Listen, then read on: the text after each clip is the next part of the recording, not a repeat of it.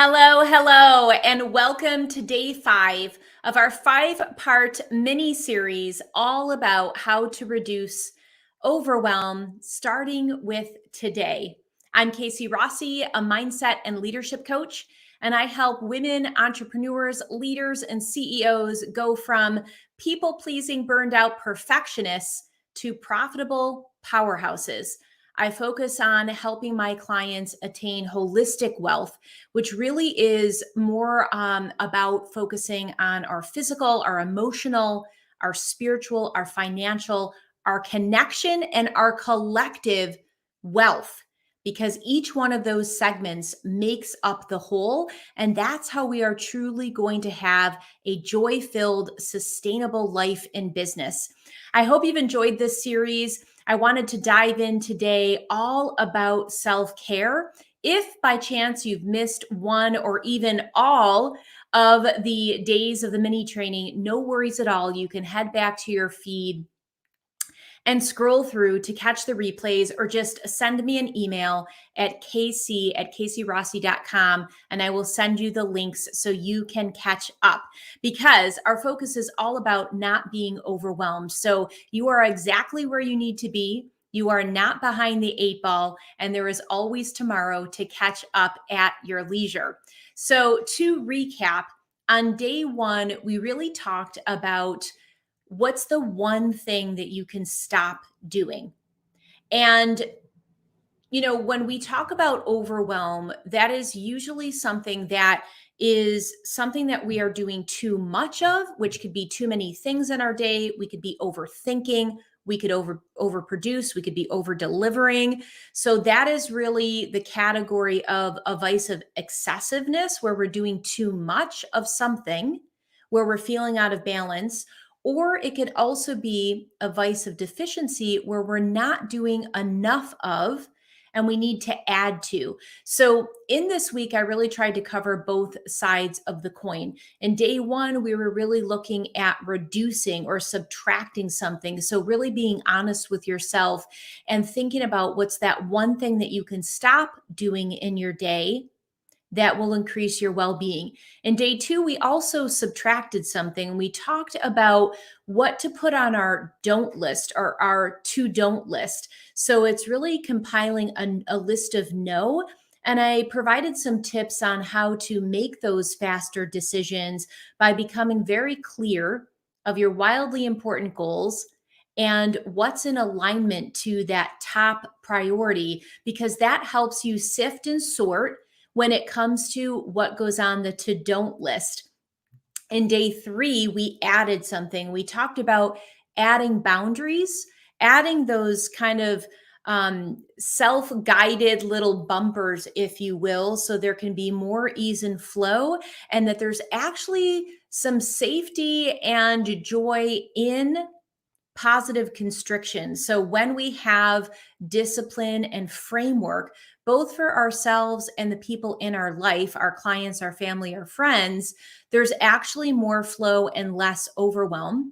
And then yesterday, in honor of our American Thanksgiving, we also added something, and we added gratitude and really talked about how to increase our happiness quotient when we are very focused on each and every micro blessing in our life. So we did a little bit of a combination this week of what to subtract in order to reduce overwhelm and what to add in order to reduce overwhelm. And one of the things that I totally recommend is not trying to implement everything at once, but just taking the one thing that resonated with you the most and putting it into action and testing it out for yourself. That's really how you're going to start to get the biggest change and transformation. Now, today, I really want to talk about self-care, because to me, this particular tip has the power to bring you peace in a much more rapid fashion. I love the other 4 tips that I shared, but they, in all honesty, are a part of lifestyle change, and really where you are very aware and perseverant and patient when it comes to seeing true turnaround or true change or transformation. Because when we're looking at stop doing something, now you're talking about habit change. And we know that habit by definition is what we repeatedly do. That takes a little time to turn around the ship. Some people say it takes 21 days. Other people say that it takes 90 days to truly stop doing something or start doing something. It doesn't mean to not embrace one of those other tips.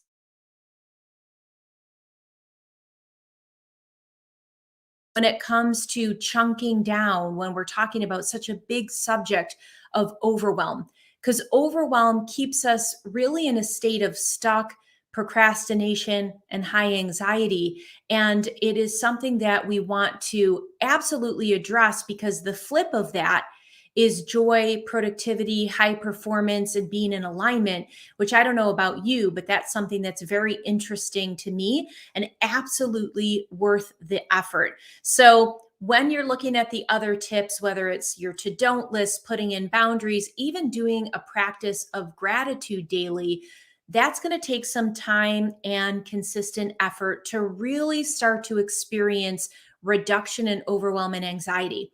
The cool thing about what we're talking about today is really something that in day one, you can experience a physiological change, a psychological change in a matter of one single practice, which to me, that's massive return on investment. So, one of the things that I wanted to share is that when we're under stress, and I don't know about you, but I feel like overwhelm and stress go hand in hand. Our body, our physical makeup actually, to protect us, goes into that fight or flight mode, which increases our cortisol, which is our stress hormone, and the adrenaline, which really makes us go into that kind of fight reactive mode. Now, when those two chemicals get released in our system, which is something that we can't control, it's automatic when we start to go into this stress state. And again, just a side note, stress is whatever the brain perceives as stressed. It could be real or it could be imaginative. And it could be something as simple as maybe a triggering email in your inbox that really doesn't necessarily constitute this massive stress response or cortisol trigger, but your brain really doesn't know the difference between that and something that like is really putting you in imminent danger. So that's something to really think about when we're talking about stress tolerance and personal perception, because your brain goes through this cascade effect automatically, not deciphering the difference of the magnitude of that stress situation. So I'm bringing this up because when we talk about overwhelm and stress, this is something that really starts to damper down our system and actually lowers our ability to perform, contributes to burnout, and absolutely also contributes to our cognitive thinking. So, our prefrontal cortex, where we're really kind of using that logical part of our brain, that all gets dampered down or kind of like washed away, if you will, when we're under stress and we've got those couple of chemicals kicking off in our system. So, sometimes I think people have a different story in their head when it comes to self care. I work with a lot of women, and many times self care sounds one, selfish, two, like they don't have time for it, and three, that's like, oh, what is that? Just like a bubble bath? I mean, what's that going to do? And I can absolutely relate to this because I know for really many years, I was kind of in that way of thinking as well because it felt the opposite of productivity. However, now that I understand the brain science and chemistry behind it, it's actually, it couldn't be further from the truth that it's just woo and a waste of time, because we have seen that stress reduction actually increases our BDNF, which is a brain kind of neurochemical, if you will. It's a gene that acts as our brain fertilizer. And when we have this brain fertilizer that kicks off this protein reaction to our benefit, it increases our cognitive thinking. It is actually something that has shown that improves our clarity. It crystallizes or improves clarity in our thinking. which then contribute to performance. So it has a direct influence. Self care has a direct influence to our performance and then also how we are feeling overall. And in this context, reduces overwhelm. And so to me, it really needs to be prioritized. Once you know the data and the science behind it, I think you're going to have an easier time buying into the true importance of self care. Now, this particular live stream isn't about all the various ways that you can pamper yourself. And that could be a walk in nature, it could be that bubble bath with your favorite stress reducing essential oil. It could be boundary setting, like we talked about previous in this week. It could be all of those things, but I really don't think that you are lacking tips and tricks on actually what self care habits could look like. I think it's really just taking that time and committing to prioritizing it for yourself. And so I'm going to give you one tip today that I invite you to practice, and that is really just stillness. It is closing your eyes, it is closing down the inputs, it's turning off all of your notifications and social media beeps and buzzers, and really giving yourself the gift of silence and stillness, whether that is closing your eyes or being in darkness or getting in your comfy chair and sitting upright with your spine aligned and being very grounded with your feet on the floor, maybe feeling all four corners of your feet, making that connection with your sits bone and just being, just closing your eyes and being without even music. And I remember talking to a peer coach who is a forever learner like me. And I've been able to kind of witness how she goes along in her day, which is with constant stimulation with inputs, whether it's starting with motivational and inspirational information from YouTube or other mentors that she follows when she wakes up at 4 o'clock for her morning routine.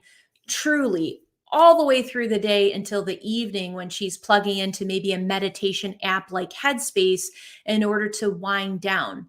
Now, there is the beauty of maybe having that interest in self actualization. That's the plus side. But there's also really kind of a vice of excessiveness, which we talked about contributing to any imbalance.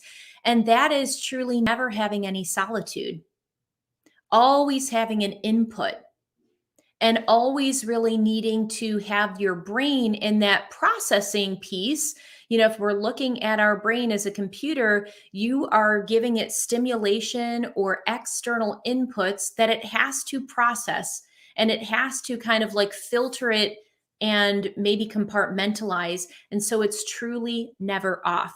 So, my invitation to you is true stillness without any music, without any inputs, without any apps, but just you connecting with your soul, connecting with the universe, and taking away all external stimuluses. This, my friend, is going to give you the biggest bang for your buck. It's something that you are going to experience peace instantaneously after that time of stillness and space and quiet. You will start to feel a psychological shift and a physical relaxation. And I promise you that if you put this in your day every day, or maybe you commit to 5 out of 7 days, whatever works for you, this isn't about checking the box. It's not about being perfect. It's literally about putting something simple into practice that you can do on a consistent basis towards that effort or focus of reducing overwhelm, feeling more in alignment, feeling more like yourself, feeling more clear headed. And those other positive ripple effects that you're going to experience are higher performance, better memory retention, and just overall clear thinking, which again, I don't know about you, but I'm after those three things on a daily basis. And for me, meditation and stillness is one of those things that's non-negotiable in my life. I've been meditating every day for 30 years. And you've probably often heard me say that I don't know who I would be without it, because it is truly a piece of my identity and a core value of mine that is something that is a daily practice. So that's what I really wanted to share with you today on our 5th day of how to reduce overwhelm starting today. And one of the things when I was thinking about today that I wanted to share was a quote from Abraham Hicks that's often stuck with me when I have fallen into that hustle, grind, go, go, go mentality of performance. And what I heard many years ago that had a strong impact on me is that we don't struggle our way to joy. We joy our way to joy. And when I first heard that, it was just like mind blown, right? Because that old paradigm of, hard work is honest work. And in order to be successful, we have to be in that hustle culture was something that I bought into for 2 out of the 3 decades that I've been an entrepreneur. And when I started to embrace this concept of joying my way to joy, it really started to shift and change a lot of my world thinking and personal perspective. So I'm going to leave you with this right here, that joy is the ultimate creator. And this was something that I pulled out of my deck today. And I thought it dovetailed perfectly into this topic. So when you're feeling overwhelmed, you have that infinite source that you can tap into where you truly contain everything in the universe, the full entire macrocosm within your personal human being, within your microcosm.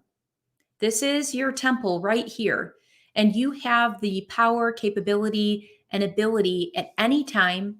It's free to close your eyes, to choose to reduce inputs and stimulus, and to really tap into that spaciousness of who you are. This, my friend, is going to be the number one tip to reduce overwhelm starting today. I hope you enjoyed this series. If you did, let me know in the comments. And I'm looking forward to sharing more with you. For now, my friends, I hope that you have a fulfilling and beautiful weekend. And until next time, breathe joy.